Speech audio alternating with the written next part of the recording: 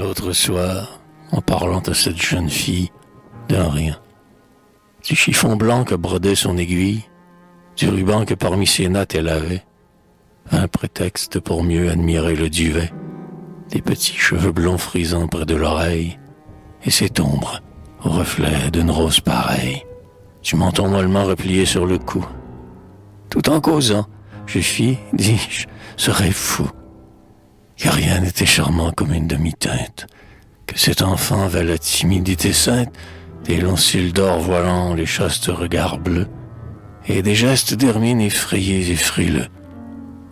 Et déjà ma pensée absorbante et jalouse, cela représentait comme une blanche épouse, pure et douce, au milieu d'un frais intérieur, égayée par les jeux d'un bel enfant rieur.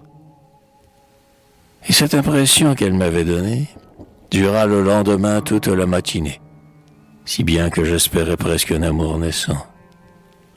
Le bon rêve.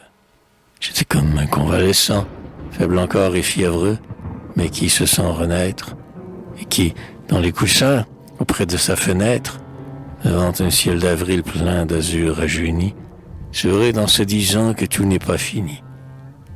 Tandis qu'un feu discret meurt dans les cendres chaudes et qu'il voit au jardin en vives émeraudes, sur les arbustes noirs éclater les bourgeons.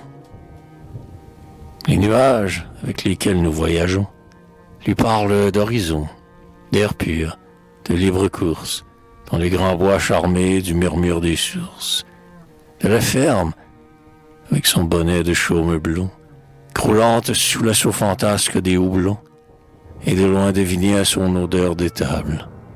Ou, vers le soir, dans la salle basse, on s'attable.